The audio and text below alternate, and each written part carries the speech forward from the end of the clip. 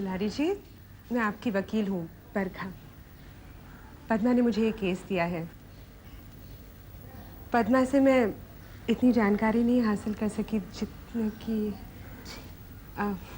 आइए ना, बैठिए।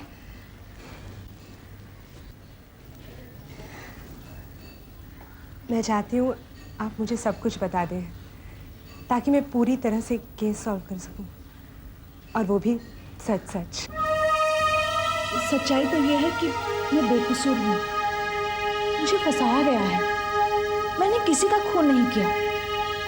बरखा जी, मैं जानती थी कि मेरी बेटी पद्मा ही मेरी मदद कर सकती है। मैं बेकसूर बेसहारा औरत हूँ। अब आप ही बताइए बरखा जी, क्या मैं किसी का खून कर सकती हूँ भला? औरतें तो सभी चेहरे से भोली लगती हैं, लेकिन हिम्मत और इरादों में वो मर्द से कम नहीं है। मैं खुद एक औरत हूँ और औरत की फितरत में बहुत अच्छी तरह से जानती हूँ, और मेरा पेशा भी वकालत है।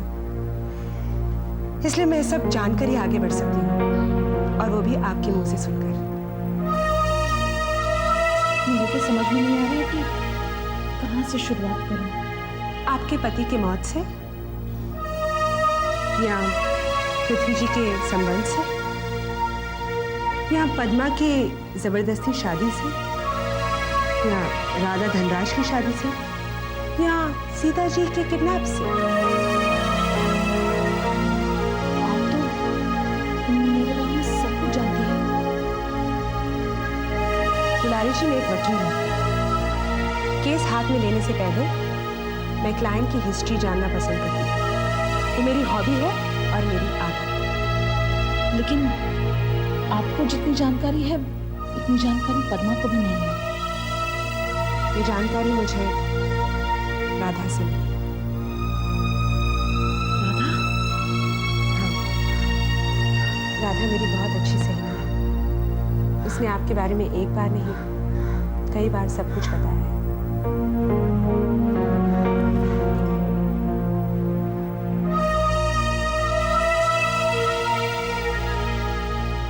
तिवारी जी, आपको देखकर लगता है आप ये सोच रही हैं कि मैं राधा की सहेली हूँ, इसलिए इस केस में आपको बचाने के बजाय फंसाना दूँ।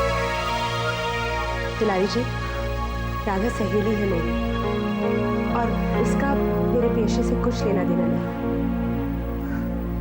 मैं अपने पेशे को इबादत का दर्जा देती हूँ।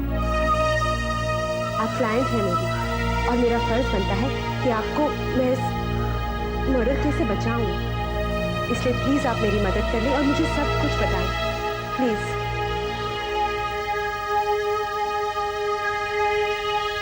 ठीक है। सिस्टर, वो धनराज किस वार्ड में है? वार्ड नंबर 13 में है वो, लेकिन वहां पर है आगे।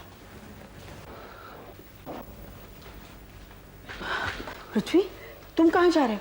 डॉक्टर ने कोई दवाइयाँ लिख के दी धनराज के लिए, वो लाने जा रहा था। अब वो कैसा है? सीता, डॉक्टर ने कहा है कि धनराज कोमा में है। क्या? कोमा में? ऊपर वाला ही कोई चमत्कार करे तो। पृथ्वी, तुम अपने आप को कमजोर मत बनाओ। इस तरह तुम हिम्मत हारोगे तो लक्ष्मी को कौन संभालेगा? हम सब है ना तुम्हारे साथ। लेकिन डॉक्टर साहब का कहना है। डॉक्टर है वो, भगवान नहीं है। और सबसे बड़ा डॉक्टर ऊपर बैठा है, वो सब ठीक करेगा। हाँ, वो तो सब ठीक करेगा, लेकिन पंडित धनराज के पीछे पड़ जाएगा। पंडित को अपने पैसे चाहिए जो हम दे नहीं सकते उसे। वो यहाँ तो बच जाएगा, लेकिन पंडित उसे नहीं छोड़ेगा। तुम चिंता मत करो, सब ठीक हो जाएगा।